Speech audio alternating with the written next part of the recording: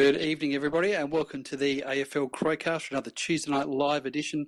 Fantastic to have you all on tonight to talk up the big prelim final that's happening in Adelaide, of course, on Friday. And we've got the usual panel here to join us. Of course, Fiend, Nikki, and Macca. How are we, guys? Fired up. Yeah, fired up. All ready to go. Are we all going well? We all fired up and ready to go. I've been thinking about this podcast for the last hour or so, just champing at the bit to get on here, and that's actually a ball-faced lie. That's a completely massive forgotten about lie. it until the guys messaged me. So no, it's going to be. It's obviously been a huge week, and there's just a massive amount going on, and there's injuries, there's talk about the game, and unfortunately a little bit of trade talk coming up that's been getting around the traps with one of our players, and we all know who that is, and it's just a bit annoying to sort of have that filtering to the surface during prelim final week, but it is what it is. I'll hand over to Nikki to get us started with the news.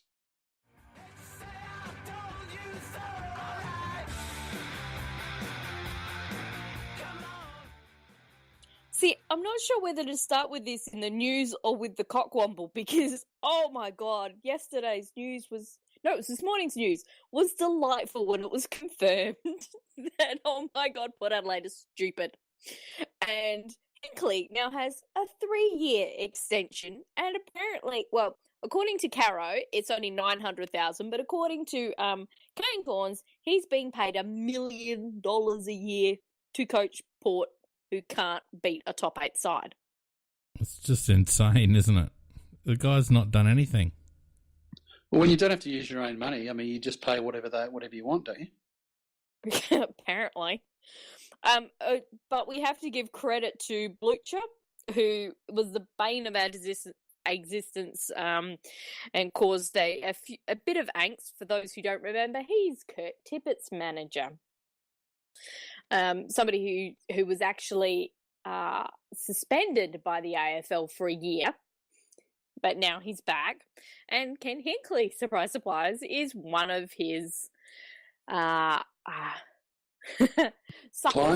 Yeah, I was trying to think of the right word. And it seems with the news from Treadway was quite interesting because I actually trust what a lot of Warren Treadway comes out with. For me, he doesn't just sprout off, he does his due diligence before he says anything.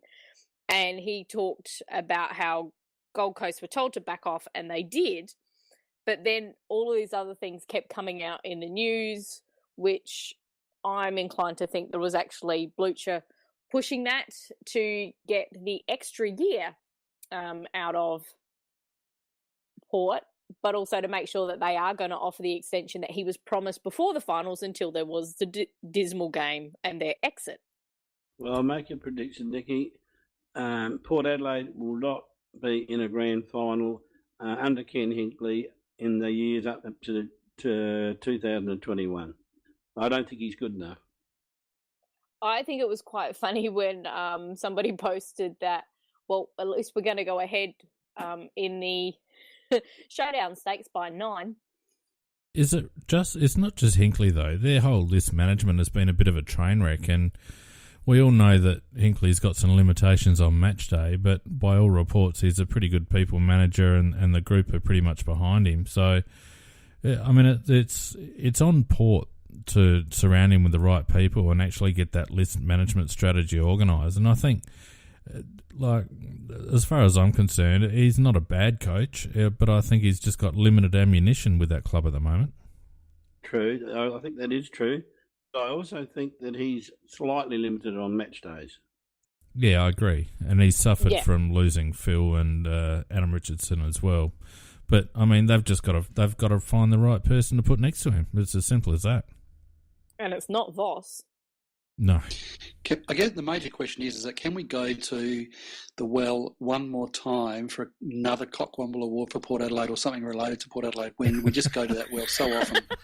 Actually, can we do it another time? It's very rare, but I reckon they're going to come close again. I've got a good one. Well, let's save your ammunition for later. Let's get through this news. So some interesting trade things came out today because all of a sudden they've launched Trade Week Radio.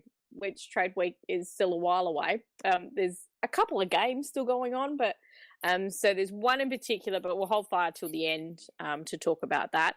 But there's a couple of players who actually have requested some movement, and so pretty sure his first name's Hayden, but Balak from Fremantle Dockers. He was one of their 2015 draftees. He's actually requested a move back home to Victoria. And we had Josh Kelly recommitting for another 2 years to the Giants. That leaves Devon Smith as one of the likely outs. Just clarifying, Nikki, just to clarify there, that was a young player who was offered an extraordinary amount of money to leave his club, but stayed loyal to his club. Is that right? Yes, that's funny right, about that okay. one. Yeah, just wanted to confirm. It's such an unusual thing to hear about in the AFL these days.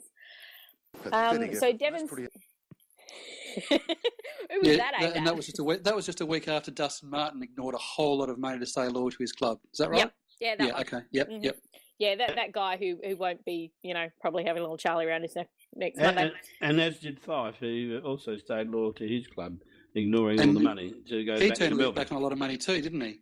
He did. He stayed loyal to his club. Yeah, okay. You would think somebody who'd named their dog after Nat Fife might, put two and two together, but no. And PJ's actually mentioned some interesting, but on Devon Smith is that he'd always been mooted that there was Geelong was quite interested, and everybody's kind of sat back and went, how? Because apparently they're getting Ablett, and now they're going to get Stringer, and they're also going to get Devon Smith. We still don't understand how the hell this is going to happen. Carlton will probably get Devon Smith. Well, come on, they are GWS light. But interesting enough, Sauce seems to, some of the GWS players he seems to pick up as, they're really not that good. So whether that's the talent identification or whether that's actually the development at Carlton, could say a few things. Now, this Stringer stuff, is PJ Crows on the chat has just, it is kind of a bit weird because you had Beveridge, who last week said that he had an exit interview with Stringer, and Stringer today has said, no, that never happened. So who are we actually going to believe? Oh, he did have an interview of sorts, though, because Stringer says that Beveridge, the club has told him that he's going to be traded. I mean, they didn't do it via text message. No, but obviously it wasn't with Beveridge, which was what the implication was. Yeah, well, the report was that Beveridge hadn't spoken to Stringer since that interview or that conversation, whatever it was. But I think it's a bit of a stretch for Stringer to say he hasn't spoken to Beveridge since the end of the season. This is something, though, we've kind of raised a bit earlier, that we could see that there seem to be some issues down at the Bulldogs, particularly with Beveridge's management style, that it was very forthright, and he seems to have some favourites. Yeah, I don't think Stringer's got a mammoth IQ. He stated that he doesn't know the reasons why. And that could be that they just haven't explained it well enough. Oh, Nicky, I'm sure he's been to shit that many times that he ought to understand it. Well, sometimes they don't. Surely, it's been an ongoing issue, so surely he's aware. I mean, I think he's talking shit, to be honest. I'm with you. Mm.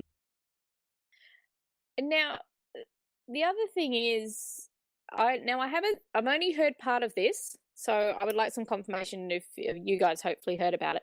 Now, Stuart from the Cats. So we knew that Lonergan missed Friday night from apparently a dodgy sausage roll with some gastro. And then it came out that Stuart also said, yes, I've been quarantined, etc. But then he was caught buying a coffee out and about. I think Geelong's quashed that rumour, Nikki. Okay. Pretty sure I saw a tweet from the Geelong Football Club saying that it was a bit of a rumour that they've now quashed, and that's really the end of it. apparently it was a bad joke. I saw him actually make the statement on film, and he did make that comment, and he said a bit of it going through the club. Now, afterwards, the comment is apparently this is supposed to be a joke on his part. Ha ha, we're all really laughing. And they claimed that he trained afterwards. My suspicion is he got a bit of a hammy problem, and I don't reckon he trained at all, to be honest. That's my opinion. Well, this has long been a bit rumoured with what's going on down at the Cats, that they get their players to say one thing to the media, and that's what's released. And there was a strong rumour regarding Menzel not playing in the first final, was that Scott asked him to say, we were going to say that you were injured, and that's why you missed. And Menzel refused and said, no, you have to, I won't admit that that's what it is. You've dropped me. And we saw the reaction to that, etc. So I'm just wondering whether there's a little bit of smoke going around there, that this is something that people are aware that Geelong do and they're finally starting to get caught out. I just think that he did. He came off during the last game, and because he had a bit of a hamstring strain, but they're trying to get him up for the game against us. And the worst thing I think would be for him to train flat out if he's got even just the slightest of strains. And I think the thing about he originally thought that was a good cover about the gastro or whatever he called it. And then later they had to deny it because otherwise it implied there could be other players. So it's just a bit of stupidity, I think. Now, the one other thing I quite liked was, so with this trade radio opening up, and of course the big one that they all did start to talk about was Lever. And I quite liked hearing that our club appears to have inquired regarding 2 players. And I quite like the sound of definitely one of them. It was knocked on the head very quickly by that particular player's manager. But, if they're going to pay apparently $900K for a third tall intercept defender, then I think we're quite within our rights to turn around and go, so Petrarca. I have a couple of different thoughts on this, and I just think that if there's any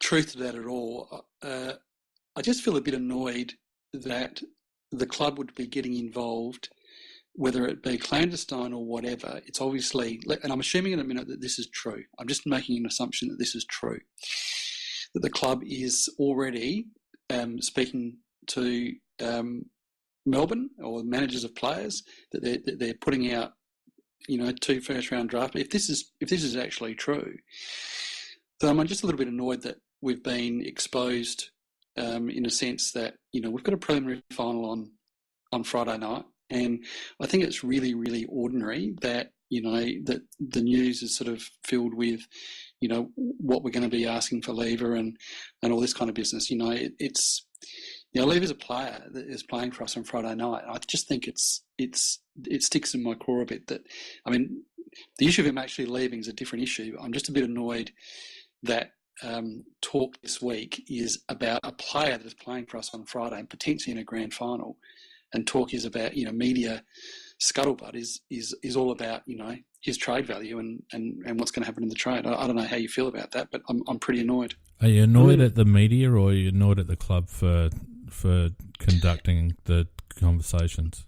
I'm annoyed at the club for conducting the conversations, if that's what's happened, and allowing them, and if they've intended for it to be under wraps, they've obviously done it in such a way that they've been exposed and it's come out in the media. No. And it's pretty annoying and pretty poor, I think. Well, I don't reckon we've been exposed. PJ points out a very good point in the chat, and that is that it was leaked, or the story came out in The Age, and that seems to be, when we do want something out in the media, that seems to be the platform that we tend to use. As for us doing the deal, doesn't it show a level of professionalism that our list management team can continue to conduct business separate from the football department? Well, do it clandestine under wraps. It's not clandestine because everyone's. We've got a preliminary final on Friday night. But everyone's reporting on it, Pete. So why do we need to be involved? Because you may as well. Our club's focus needs to be on Friday night.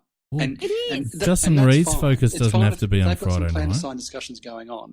I think it's really, really ordinary that the media narrative about the Adelaide Crows this week is about trade discussions for a player that's playing on Friday night. It's been like that for a month. That. Yes, it's been like I'm agreeing. Phoenix is on the right track here, and see, Pete, you're making me agree with Phoenix. It is. Hang on a minute. Wait. Do you want to record that? Macca, where are you on this? I'm halfway because I can understand why you say what you're saying, because in an ideal world, what you're saying would be the case. Unfortunately, I think the others are right that. Even if we didn't say a word, the speculation would still be there. Well, that's fine. And that's why we're controlling the message. Speculate. The media is always going to speculate. I just don't want to see stories about we've either deliberately leaked into the media or we've been exposed into the media about the fact that we're into negotiations already on leave when he's playing on Friday night. Well, but what are we actually after? We're after quality in return. And in the end, I mean, realistically, I mean, what does it add to the discussion that we've made a phone call saying, oh, Richard and Petracca, when that's just never going to happen? Well, the irritating thing is that it was actually the manager. It wasn't the manager Petracca. It was the manager of two other Melbourne players who was the one that made all the comments to the press. And so why he got involved in it, I do not know, because Adelaide because they asked him. But Adelaide have said nothing, and Melbourne have said nothing.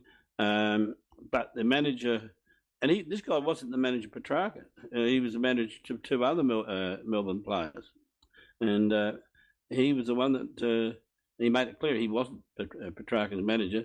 But he also made the point there's no chance of him coming to Adelaide. He's a Melbourne boy. He's got his family there. He loves it in Melbourne, and he would never go to Adelaide. Well, of course. It goes without saying, really. But anyway, that's just my take on that. It's also, which player manager was it? Paul Connors. He likes his face on the radio. I think you're right, Nicky. Let's not forget that this trade radio podcast thingy, whatever, that they're doing on Facebook Live or whatever, it's the Croc Media stuff. It's Craig bloody Hutchison again. He's a muckraker, and he will go straight to player managers to get scuttlebutt for his radio show, and on the basis that they're going to put stuff out anyway, Pete. And I do hear where you're coming from. You'd prefer the narrative to be about the game, but on the basis that Croc Media are going to start chucking mud at the wall to see what sticks, you may as well try and control the narrative to some degree, and at least the club via the Age have let the fans know, or the supporters know, that we're not going to bend over on this one. But we will eventually. Yeah, but it's about narrative. It's about the great unwashed, Pete. I mean, the more astute people amongst us know how these things go, but at least they're actually trying to control the message. Would it be better that they were talking about Adelaide's play and how we're going to beat Geelong? Of course it would, but that's not happening. It hasn't happened all year. I would love to do an analysis on the amount of minutes each team has received in terms of coverage this year, because I listened to 4 football shows on Monday night, and I reckon we got about 2 minutes. Yep. It's all about lever. It's all about undermining Adelaide. It's not about assessing Adelaide's strengths and weaknesses. It's about how do we beat Adelaide and how do we create stories that might undermine Adelaide. And I guess the club, rightly or wrongly, would feel that at least they can have an input into some portion of that narrative, at least, to try and control the message in regards to the lever situation. Sadly, Phoenix, 100% right with what the Melbourne press is doing. It's doing everything possible to undermine Adelaide. And it's, as you say, it's not about talking about the game in terms of the quality of the game and what a good game it should be, and et cetera, et cetera. It's everything is aimed at trying to undermine Adelaide. Look, I understand what you're saying. Don't agree with the strategy, but that's just me. Just in relation to the lever thing, matter itself, you've got Josh Kelly, who star of the, or potential or current star of the competition, offered huge amounts of money to come back to his native Victoria, and yet the culture at GWS was strong enough that he was prepared to take what they are offering, which I understand was significantly reduced. Why is it? And I know I'm going over old ground, and I'm not going to let this drag out for another 20 minutes. But there's the classic example. We're not talking about irresponsible salary cap management by paying guys above what they're worth. So I'm not talking about the fact that we should come up to Lever's level. But why is it that other players consistently will go down? They'll go down to meet the club and stay for the culture of their club. But we can't manage that. Yeah, well, lots of players have. So we've already gone over this, Pete. You pluck out the odd example, and I can give you 3 or 4 who have.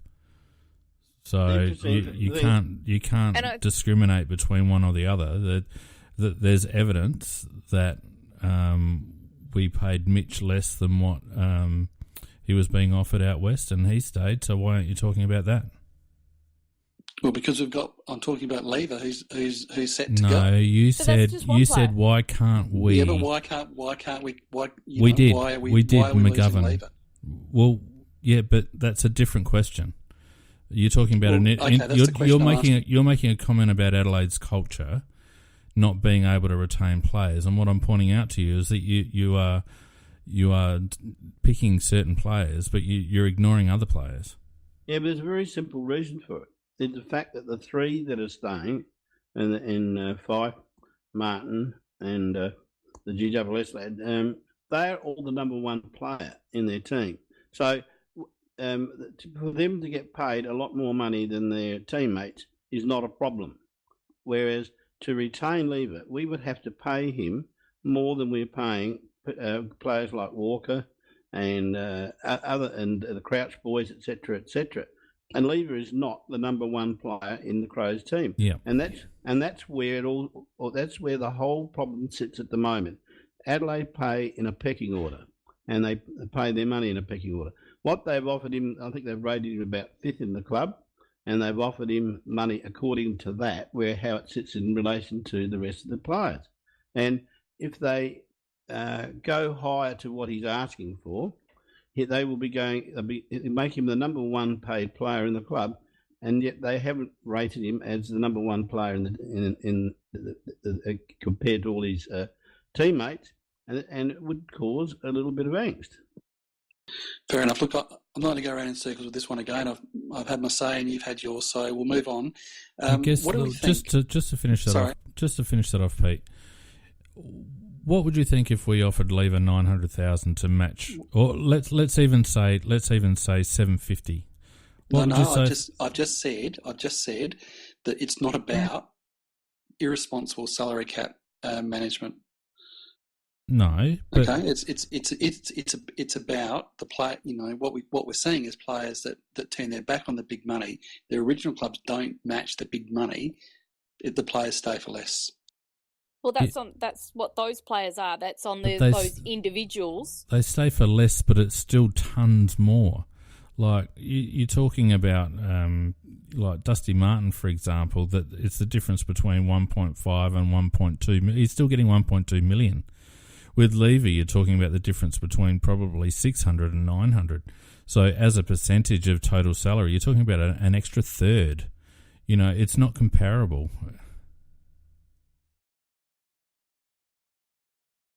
Well, as I said, we can go around in circles, and I'm not going to do it this week because we lost a half an hour last week. But I did want to just raise it, and I'm happy for you to put your point across. So, what do we think we are going to actually get out of this trade from Melbourne? Well, is it going to be Melbourne? It probably will be Melbourne because they are probably one of the most likely clubs to be rising out of the ashes and heading towards finals in the next few years. No. Because, there's always more than one rises up. Well, that's I guess what I'm getting at, Macca, is like when you're analysing what we're going to get from Melbourne, you've got to take into consideration that Melbourne have to do this deal because there are other cashed up clubs that are similarly on the rise that have the currency and the salary cap space to be able to take lever if the deal with Melbourne falls over. And that really speaks to what Melbourne have to dish up. Even though he's uncontracted, and we're probably not going to get the 2 first that the club wants, Melbourne are going to have to get close to that because St Kilda will be putting their hand up, Hawthorn will be putting their hand up, North Melbourne have got tons of money, and so that cuts out I'll just go to the draft and go to the pre-season draft and put a price on my head, because North Melbourne will snap him up at $900K in the pre-season draft. Correct. So you're 100% right. Melbourne will have to stump up pretty well, otherwise they won't get him at all. And it will be pick 10, and I think Adelaide will be looking for at least something around the 20 mark for the balance of it. In terms of players, what are your thoughts on there was a couple of players mentioned today that they look to be wanting to trade out or put on the table. One, Jack Watts, who I would have no interest in whatsoever, but Christian Salem is a player that I would think, particularly with Brodie Smith on the sidelines next year, that might hold a bit of interest for the club. Salem's not a bad player, and he's probably one that we would consider. He played 17 games from this year. But he had some injury problems. But he's a possibility, I suppose. But the word is they want to try and keep him. But they're going to have to come up with, as Phoenix said, they're going to have to come up with something. Otherwise, they won't be getting him. I mean, does Salem really represent a need for us? I mean, yes, we do have Brodie out, but we've got Seedsman Hampton that can run off halfback. I don't know whether Salem fits into our midfield rotations particularly well.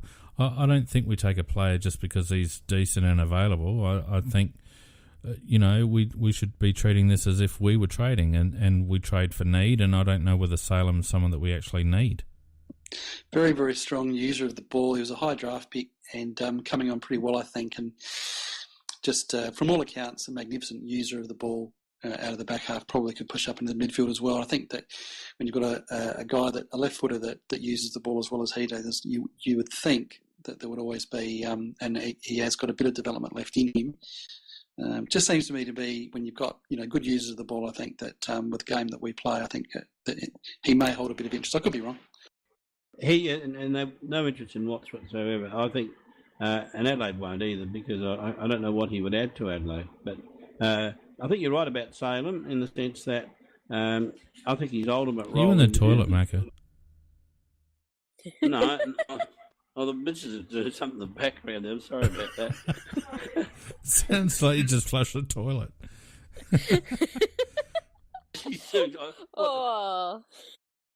Quality on the Crowcast. So she's making herself some food or something. I don't know what she's doing. Anyhow, I never do. But I think Salem, I think he's a possibility. But look, number 10 draft pick, and after that, then I guess it's if it's not Salem, they'd have to come up with another draft pick around about that 18-20 mark. Is he a Vic Metro kid? Does anyone know? I'm not sure. I don't know. All right. Any further thoughts on that? Well, I mean, there's been a bit of talk about Carlton getting involved in all of this. Do we see Gibbs somehow getting tied up in all this palaver, getting lever over there?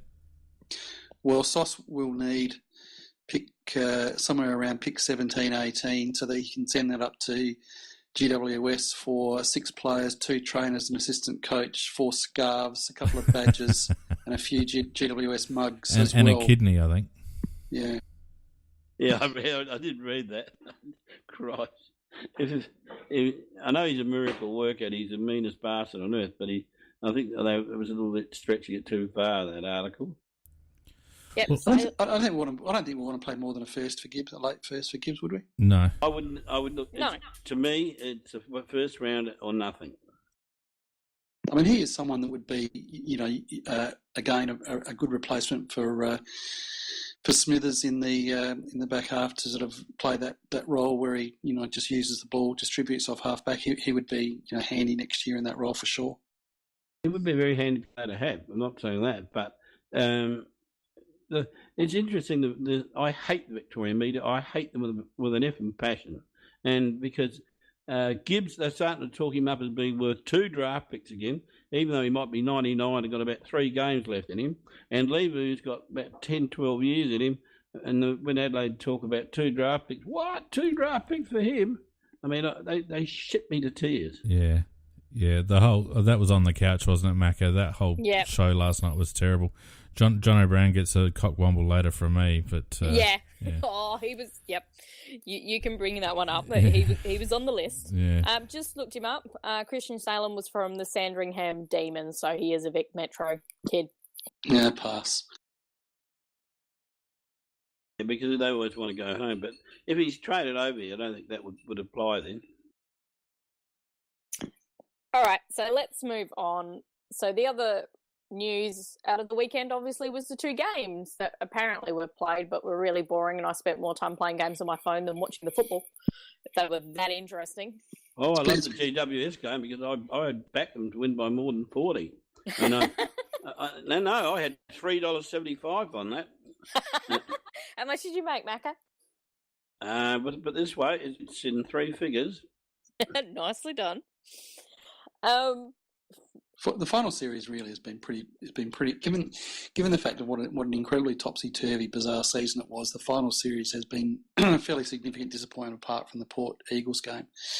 And even then, that was not a good game to watch. It was only enthralling because of how close it was, and it should have been played to Benny Hill music almost from start to finish. The interesting thing is, though, if you look at the top 4 are the 4 that are going to be playing again this weekend. And it does show that there was a gap between the top 4 and the next part that made up the 8. I saw a really interesting tweet through the week that just a little bit of a conspiracy theory about how that Geelong and GWS were the 2 teams who went through on the qualifying final win last year and had the double bye and then both lost. And basically then didn't turn up to their qualifying final this year and then hit back with a vengeance to go a different route to the preliminary final. I'm sure no one ever tanks matches, but it was just an interesting little conspiracy theory and the way that it lined up. Yeah, I think that one can go in the same file as Hitler's still alive in Argentina or something like that. Yeah, you wouldn't want to tank a final and then have 4 injuries. No. But it was just an interesting conspiracy theory given the fact that they both lost their qualifying final last year.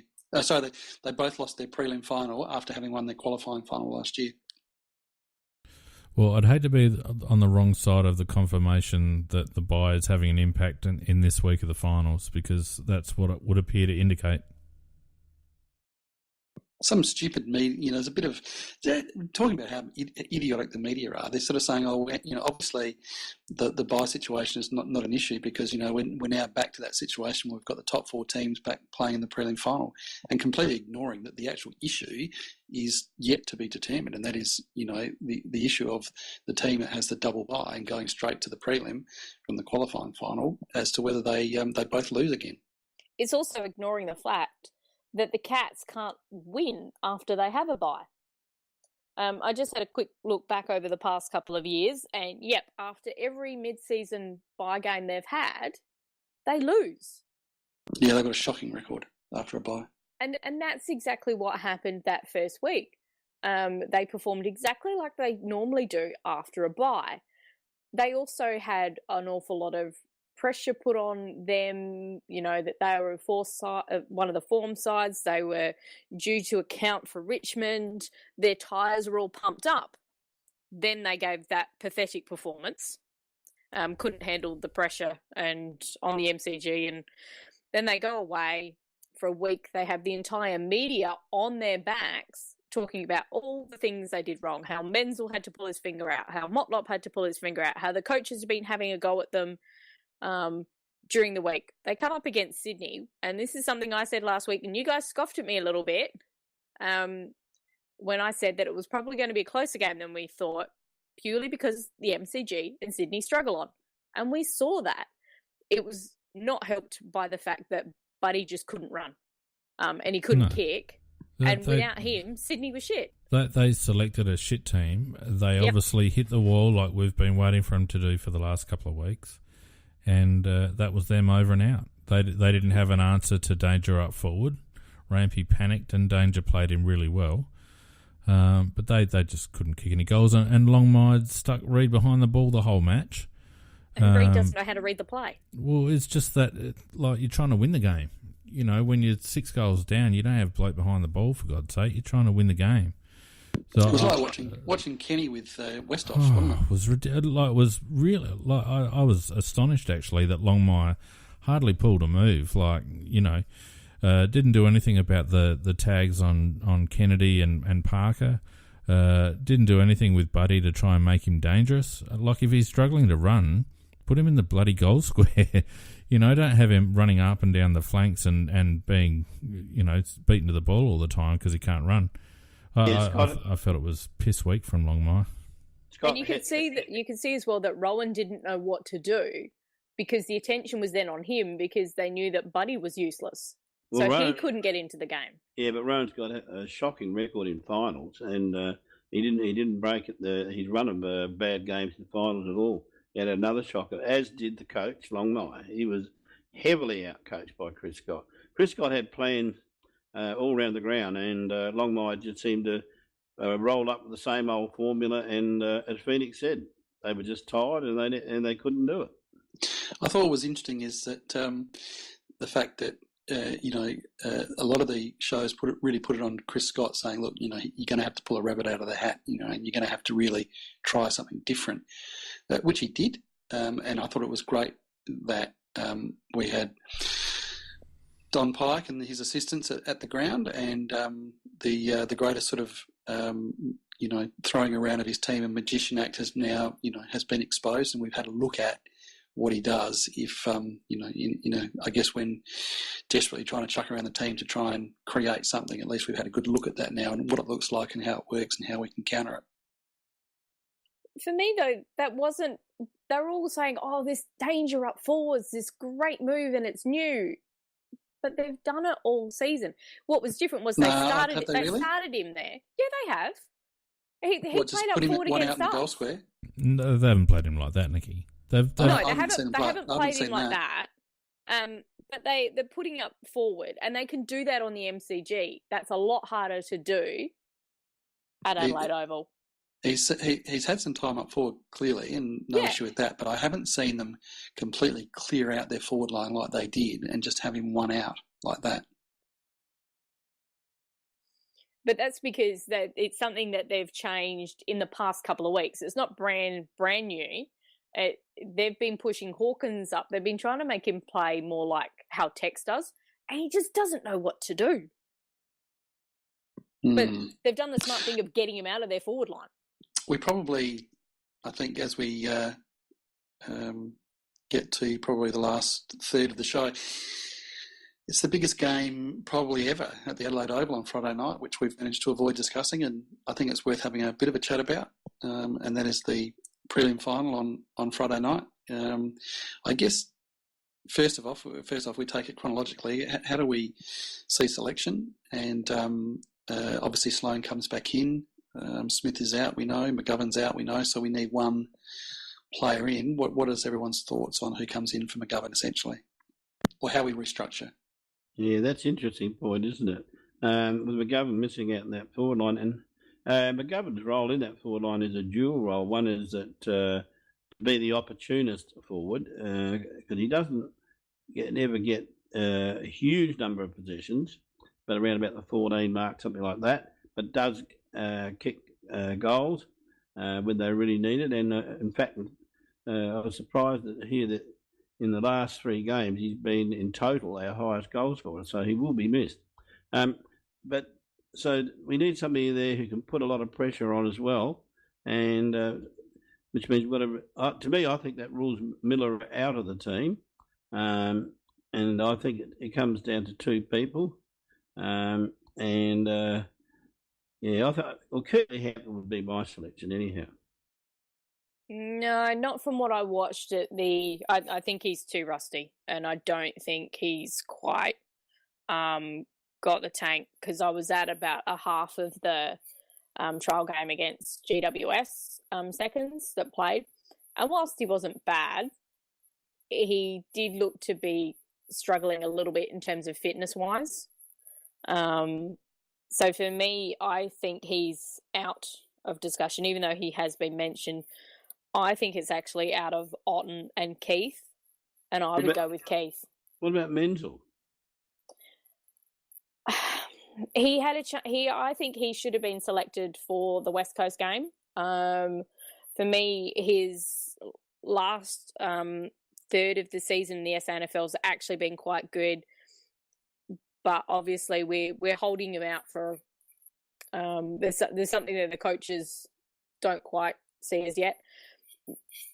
I agree with you, Macca, that he would be perfect, and he was playing well in the trial game, but I think we'll want some height. My concern is that with Otten, who makes it in, he won't give that defensive pressure because he's too slow, and I know he's a fairly handy reader of the ball, etc. So he might get a couple of goals up there in that side of it, but I think that there's a penalty for playing him, and that'll be, in a pressure game like this, he'll just be too slow. Well, I think it comes down to where they see McGovern's main value. And so you've got, as you guys have been saying, the two facets of his game is defensive pressure that he applies and his aerial work, and adding that extra dimension up forward. Personally, I think against Geelong, the way Geelong like to set up behind the ball and have quarterbacks trying to, to play third man up or a player behind the ball. At the beginning of the week, I was thinking Menzel for his defensive pressure, but the more I think about it, I think it's going to be Otten, because I think we're going to need someone who can compete in the air and just make their tools in defence a bit more accountable. So I think it'll be Andy Otten. I'm going to go for Andy Otten, and really the only reason I'm going to say that is because I just feel that there seems to be a real conservatism with Don Pike's selection and the selection committee selection, and I just think that he's a player that they've gone with through the year, and to me, it would just go. I can think of a whole lot of good, rational reasons for Menzel and possibly even Hampton as well. But it just goes against selection policy, particularly not so much Hampton because he's played a few games, but Menzel in particular, when he's been really overlooked all year. To me, it would just cut so much against the grain of selection policy to see a player who has not been selected for the better part of the year to suddenly be brought in for a final like that, whereas Andy Otten was the player of choice when McGovern was injured. Yes, but that was early in the season, and when we had a chance later in the season to go to Otten, we went to Keith. And only reason by that time, the different end of the ground. McGovern was back, and we were talking about a replacement in defence. Yes, but Keith has played up forward in the SANFL. Yeah, but not in the AFL. Nicky. And he trains with the forward group as well as with the defensive group. He's taller, he's quicker, and if we actually want to do like a counter-attack to keep their tools honest, he's better than Otten. No, he's not. From my mind. He's not, and there's a reason why, is because he looked good playing in defence in the AFL in the firsts, because essentially he just had to be accountable for a player. But what we need from Andy Otten is what we're going to get, which is his smarts, his ability to find space, his ability in the air, which I think is really underrated, and his ability to sneak a couple of goals. And I hear what you're saying about Keith, but I don't think a prelim final is the time to try that one, Nick. Yeah, I'm in the same camp. I can't see that one happening at all. So you guys actually want him to be conservative? No, I don't know if it's I not want him to about- be conservative. I That's just think not he will. conservative. Well, I'm not actually saying it because I think it's conservative. I actually think it's the right option. If they value McGovern's defensive pressure more, then I would prefer that they play Menzel. But I think the way Geelong set up, we need that extra tool. They're not going to play a John O'Beach. They're not going to play a Keith up forward. So the answer is Andy Otten. And we had a structure in place earlier in the year when we lost McGovern for all of those matches. I mean, I can't remember how many matches he missed, but it was quite a few. And Andy Otten fitted. Yeah, they worked Andy Otten into that structure, and so for me, they just and this is where maybe conservatism is the wrong word, but they just go to Plan B, which is what they established earlier in the season that they know was would work for them. Yeah. So do we think that DMAC slots back as he did against GWS? Yeah, I think so. And he played well. Oh, I thought he had a good game. Yeah, no problems with that. Yeah, I think that certainly. I think too. Yeah, I think. Now, there's been some interesting discussion regarding this that other people have kind of raised that we could put Greenwood up forward, but for me, that loses him out of the midfield, which is where we want him the most. Because if we put him up forward, then we have to bring somebody else into that midfield rotation instead of him, because as Phoenix has pointed out throughout the year, particularly on the Sunday Wrap shows, he has a very specific time on ground, and it's not high at all. It's quite low, which, I mean, Phoenix, it's pretty much what we've ascertained is that he doesn't quite have the tank to go at a higher rate than what we would like at the moment. He drops out of the game very quickly at the end of his rotations. You can see that he's quite prominent when he comes on, and then he tends to fade out of the situation after about 5 minutes. I mean, he's still averaging in the mid-60s, but compared to the Crouch boys, etc., who are in the mid to high 70s, and Sloaney, who's in the 80s. Look, I think I don't think. I mean, they might run Greenwood forward with the ball once or twice, but he's not going to be swapping like some people have suggested. Yeah, I agree. If you want really radical, Rowie came up with Cheney today. Oh, good Lord. That he would play Cheney. And, Dear. Enough said. Now, do you think that Geelong are going to try and do what they tried the last time we played, which was Blickfus on Sloan? No, I think they'll put. They'll put Selwood on Sloan. Yep. And I think they'll try and play Blitzars on Tom Lynch, actually. Yeah, good call. Oh, that'll be fun. Well, Blitzar's got a fair tank on him, and he does have a fair tank. He does play close, and I reckon they would have identified Tommy Lynch as a bit of a key to our ball movement. I reckon they might give him a run on Tommy. Yeah, I like that call, Finn. I reckon that's a good call. So alternatively, are we going to, well, put it this way, the other Selwood, I think there's a certain player on our team that's been waiting for this game to come around. In one Riley Knight. Yeah, I think Riley Knight will take. I think that'll be a matchup. If we all, I mean, I would have thought that the best matchup for Danger if he does go forward would be Hardigan. Does anyone have a different view to that? The last time we played Jake Kelly on him. Yeah, and Kelly actually did quite well. He did. He's got the kid. And we made sure that we slowed up their midfield so they couldn't get the ball in so quick to him, I think which that's allowed the key. us to do our team defence.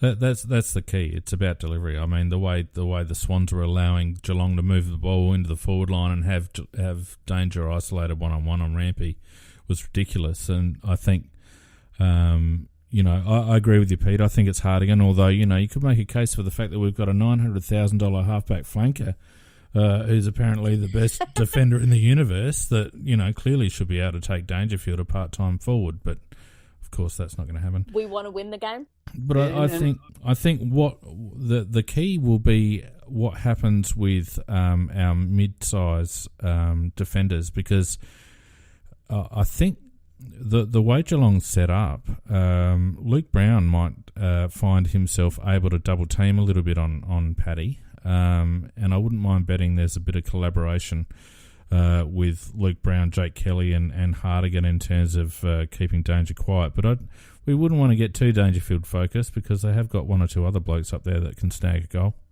Yeah, they made a very good point about the last time we played Danger. We didn't actually have any individual tagging Danger, but it was a team effort that every time Danger was anywhere near the ball, the idea was just to slam him into the turf and just not let him get away with his normal antics. And he was pretty ineffectual against us last time.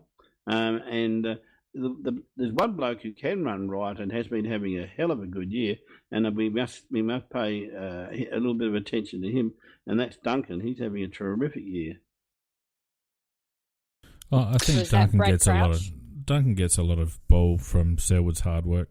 I think you got to sit, even though Selwood's not 100%. I think you got to sit on him and limit that outlet. Like I think Peter, you identified last time that. A lot of Geelong's outside runners have Selwood to thank for getting the ball out to them, and you sit on Selwood and, that'll dries up. But I really think the key is that we need to make sure that we're effective with our movement up forward. If we start having multiple forward entries for no result, that's exactly how Geelong like to play us, and it wears us down, and they usually end up beating us, kicking about 13 goals. We need to go at our normal efficiency rate up forward and lower the eyes if they start dropping back, but we need to also make sure that we're kicking goals and not points.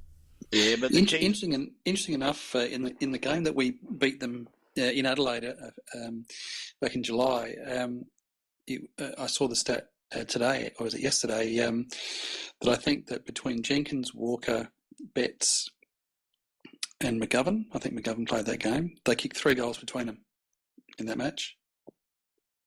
Yeah, but it was our mids. It was all our the mids and mids. our half forwards. Yep. There was a very good reason for that, was because of the fact that we, instead of making a general mistake that we make against Geelong, which and have made for the last 2 or 3 years, where we bomb the ball in long from the centre of the ground and full, about the half forward line or just behind the half forward line a little bit, and make it very easy for Geelong to sweep on the ball and then go straight down the ground. We actually held on to the ball a lot longer and always did short passes, and we kicked quite a few goals from around about the 45-metre mark out. So instead of trying to go over the back, we were actually passing to the front. Yeah, we dropped the eyes substantially more than we usually do against Geelong. Yeah, I think Slaney kicked 3 that night, and they were all from around about the 50-metre mark. And I think Dougie might have. 4. Dougie got 4, did he? He got 4. That's his high. Yeah, so that's what happened, and it wasn't the key forwards at all. So we didn't improve that output that we seem notoriously bad for in terms of our forward structure. But we obviously we found a way to get our midfielders scoring goals. Well, I think it was almost by design, Pete. It looked that way. Yeah, we had our forwards playing very high, remember? It was pre-planned. The Pikey, he certainly claimed it afterwards anyhow. And I would say that it was definitely pre-planned. Yeah, the other guy that really needs to show up is Eddie, and I'm not going to say that he hasn't shown up in finals because he played quite well last week, I thought. But Buse has had his measure. So yeah, Buse does play him well. Yep. So, and the other bloke I reckon we need to shut down a bit, and this is where I wonder whether Riley Knight might go to Selwood or he might go to Zach Toohey, because I think we need to shut down Zach Toohey's distribution off halfback. Beautiful kick he is. Underrated, I reckon. Is that where you kind of, if he's not doing it, then it's like Cameron. Don't let him get the ball, and if he does, chase and tackle him. Well, I guess you give Cameron a job because he's not doing much else. He may as well shut Toohey down. Yep, no, fair comment.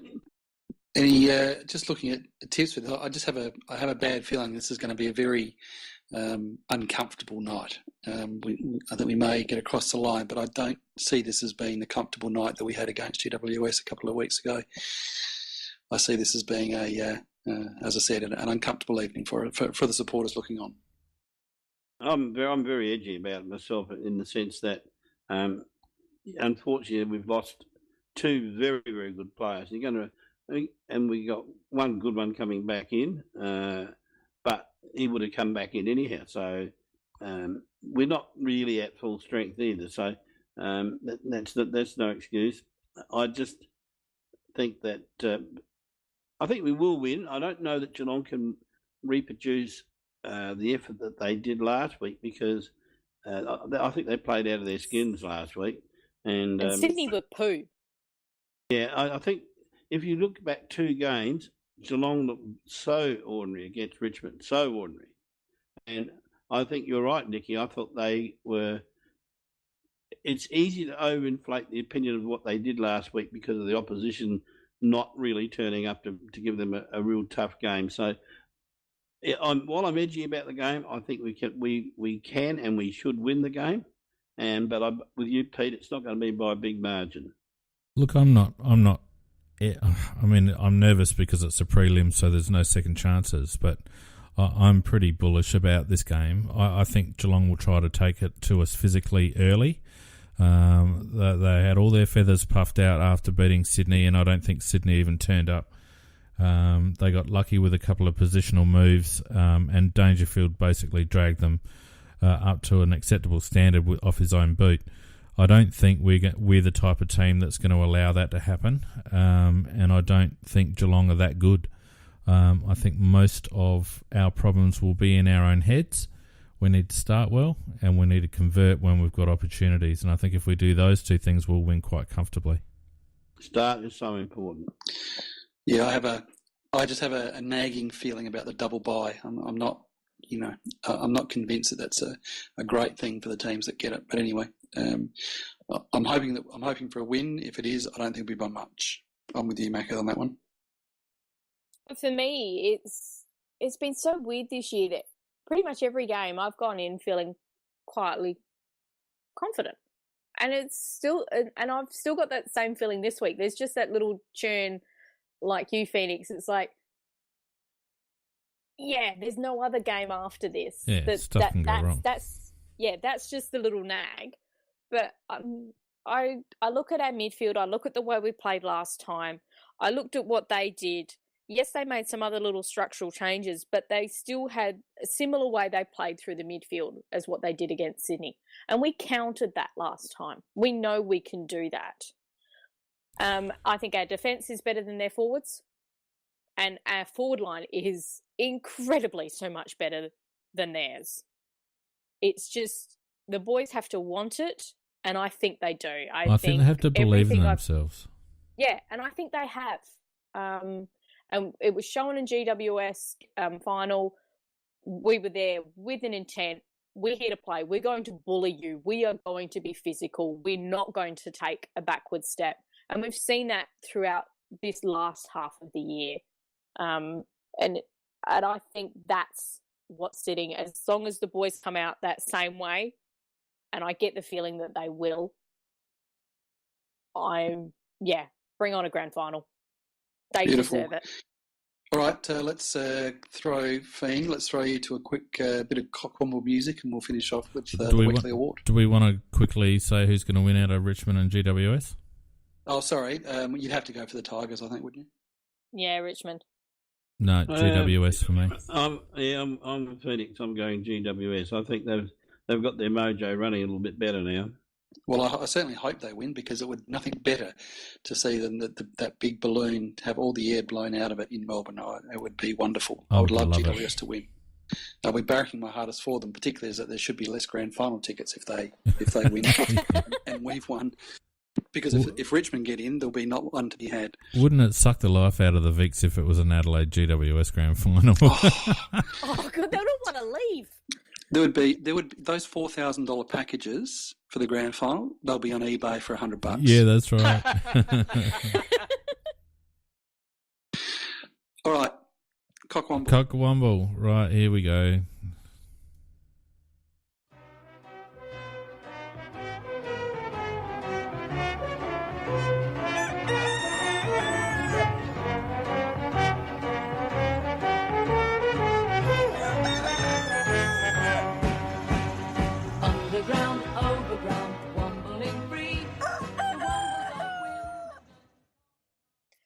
was perfectly said, Pete, because it ties into my very first nomination, which is the lovely Gil McLaughlin, who was hosting AFL 360 tonight, and they were discussing about if Richmond gets into the grand final, the question regarding, will they be able to wear their home strip if they're playing against Adelaide, who is the highest ranked side, and they have the right to wear their home jumper.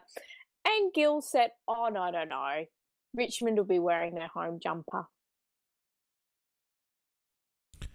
I'll put it to you that I don't think it's a clash. No, it's not a clash. They could be wearing their home jumper against us. It's happened before. It's not a problem. But the AFL thinks it is now because they've got this little clash policy because they're making everybody have it. So therefore, they have to then use it or force it to be used. Well, so he gets one for that. My next one is Port Adelaide because that was just hilarious. Also topped off with Nathan Cracker, who decided that he needed to do some redesign on a taxi driver's windscreen, and then to find out, oh, no, the leadership group will meet in 2 weeks to decide, about this, a bit of an issue. We'll discuss it in 2 weeks' time because even though he might be up for selection because we're playing an SANFL grand final. Yeah, pity did a hamstring. Look, he's out with a hamstring. But to be fair, he did actually partly injure it, but they do have foremen doing this. Yeah, they did it last year. Yeah, funny about that. The other interesting one, I think we'll give it to Ticketek for being absolutely stupid for having 2 preliminary finals go on sale at the same time. The SANFL grand final tickets, even though they've been out for 2 weeks, they really started their advertising. You can buy them at Ticketek from 9 o'clock on Monday. I'm going, yeah, good luck.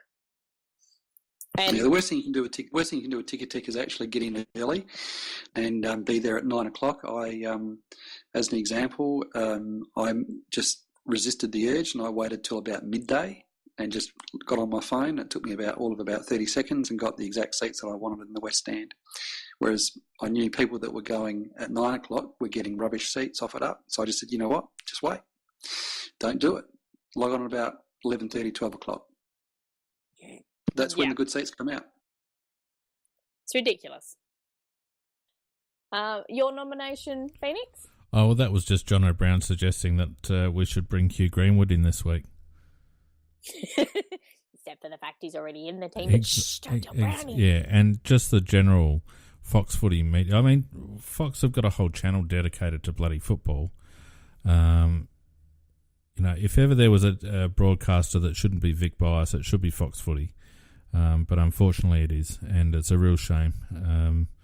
Their analysis of Adelaide throughout this final series has been woeful, and Monday night was no exception. Yeah, disgusting, actually.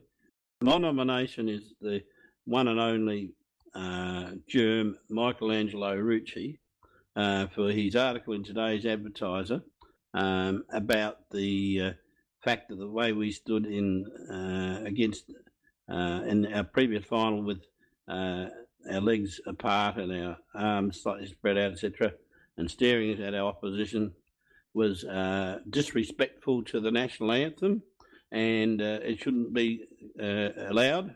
That we should be. It's all about the national anthem, not about us. And Michelangelo, that game was played 2 weeks ago, and if you really felt that way about it, you would have printed that article then. I don't agree with you, but you would have printed the article then rather than waiting till a couple of days before the grand final trying to destabilise us, which is what you try and do every time, you rotten germ. He also, in the same page, I think, had a crack at Adelaide for shutting the media out, which was kind of ironic because whilst he was trying to bag the Crows, Port Adelaide had 2 days of major upheaval with their coaching position, and he didn't write one article on it. So no, and then he did 2 hours. He wrote an article when he got called out about that. He then goes, "Oh no, see, look, I wrote this article." Yes, it appeared 2 hours after the guy appeared on 5AA, and you just pulled quotes from the 5AA. It was basically a transcript, which is what he always does. He just does transcripts of 5AA interviews. That's all he does. The man is an absolute germ. He's absolute cockroach. He's a disgrace to the industry, and he's so biased. It's not funny, and his great joy in life is to try and destabilise Adelaide. But why are you actually getting upset about it, Macca? Because I find it hilarious. That's what he wants. I actually find it hilarious that the bloke carries the moniker of chief football writer for the local rag, has no respect from any of his peers interstate. He doesn't get any leaks or any information. He's been overtaken by people like Theodoropoulos in Adelaide, and a New South Wales or The Age in Victoria gets more stories fed to them than what he does. I mean, it's hilarious, actually. My nomination is closely related, and it may even have been the person you're talking about. I'm not sure. There was an article on AFL.com written by Lee Gaskin. This was going to be my winner. And I think this is the winner for me, and that's that it was a pure copy and paste into the Advertiser, word for word, and Lee Gaskin actually tweeted about it, about the fact, the copycat copy and paste journalism from the Advertiser. Really, really embarrassing, really poor form. I think they might have put out a statement on it, Nikki. You might be able to clarify. Yeah, they did. It was pretty poor. They had to. And that's the winner. So Lee Gaskin actually writes for AFL.com. They appear, so he's the Adelaide writer. So his articles appear on Port and Crow's websites. He's employed by the AFL as their journalist to write these stories. Now, there are cases where if you're running a website or etc., things like this, you can actually lift a story from one paper and post in yours, but it is always attributed. And there's a lot of that now. That's how the conversation, if people are familiar with that, that's how that actually runs, is that they want other papers or websites, etc., magazines, to pick up those articles to source them around, but it has to have the attribution. In this case, there was absolutely no attribution. There was no byline written.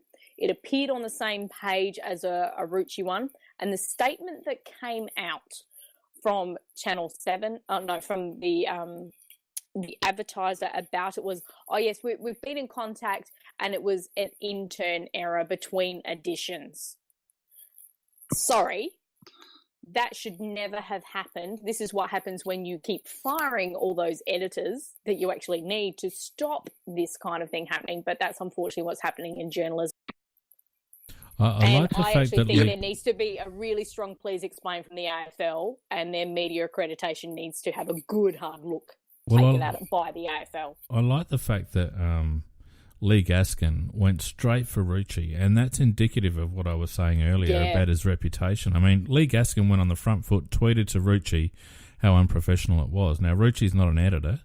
He's the quote-unquote chief football writer. And yet Gaskin felt inclined to have a crack directly at Rucci, kind of suggesting that maybe it was Rucci that might have been responsible for dropping the article in.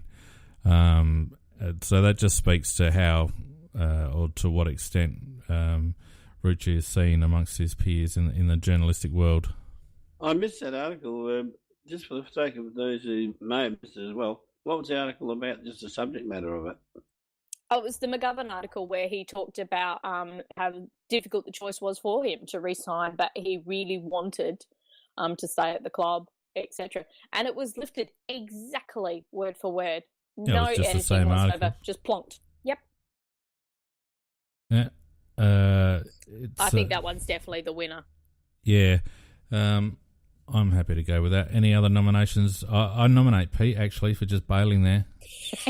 He just bailed. And the fact he did just bail, and he was also the reason why we started later was because he had to have a message sent for him. Gonna dock his pay.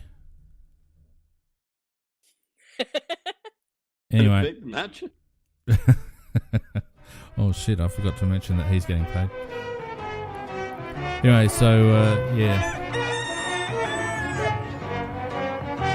Michael Rucci.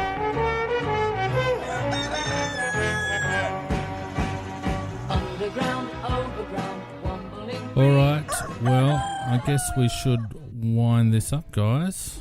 What do you reckon? Yeah, apparently.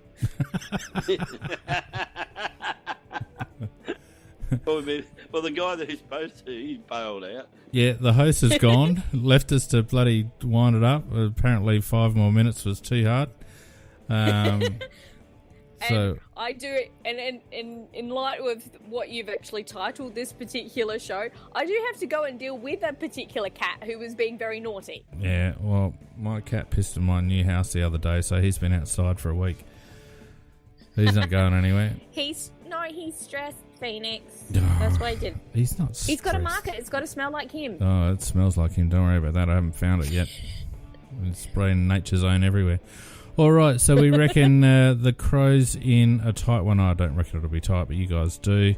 And we're a bit split, Macca and I, going for GWS, and you're sitting on Richmond, Nikki? I am. All right. I don't want it to happen because a friend of ours who's a Crow supporter is also a Richmond supporter, and so it means he will be unbearable at the grand final. Yeah. What about your side off? Oh, wait, I actually forgot something. Hold the phone. Oh, here we go. The main reason for having this show tonight surely is Sturt taking on Port Magpies in the SANFL Grand Final this weekend. No. Port Power Reserves. Port Power Reserves, whoever I don't care. If you are not a Port Adelaide supporter, which I would expect that 99.9% of the people listening to this would not be, get your asses behind Sturt Football Club this weekend as we go up against the Filth to go back to back. Got my support.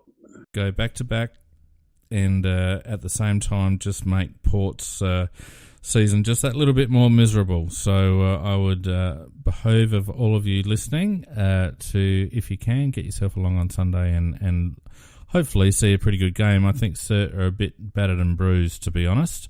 And Port have a pretty strong side, but you never know. We might just be able to guts it out and get over the line. What do you reckon? I hope they do, because I would give Port Adelaide shit or nothing. There was a Port. Oh, you be quiet. Shit. I'm trying to get Fetty to talk about our Sunday show. Well, I haven't finished yet. Just one more thing. Macca. You be quiet. Shush. Sit. Right.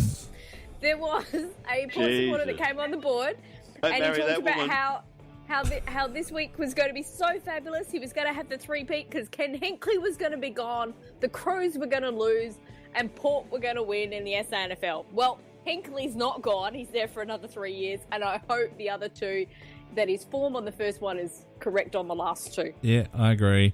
Now, just for you, Macca, don't forget, guys, on Thursday night we will have our preview show with Scorpus and myself. That will be Thursday at 7:30 Adelaide time. Of course, the game being on Friday night, there won't be any main break because I'll be too busy either laughing or crying. But we will be back on Sunday night for our wrap of the big preliminary final. That will be at 7 o'clock Adelaide time. Myself, Macca and Nikki will be there picking up the pieces or analysing the destruction of the Geelong Football Club. So, and trying to figure out who's going to feed my cats whilst I'm away. No one cares about cats. All right. I don't care about them. I don't. You can follow us. You can follow. The only cats I care about are the ones that get flogged on Friday night. Anyway, don't forget you can follow us on Facebook and Twitter at AFL Crowcast. You can leave us a like and a review on iTunes if that's the way you listen. Enjoy the rest of the week. Don't get too angsty about the game because we've got this one, I reckon. And all we need to do is enjoy the ride. So thanks, Nikki and Macca, once again. And Pete can get stuffed. And Pete can get stuffed. Get stuffed, Pete. Get stuffed, Pete. Sorry, Pete. All right. Thanks to everyone on the chat that's joined us. And, we'll see you on Thursday night for the preview show. Good night, guys. Yeah, good night, all. Night, all.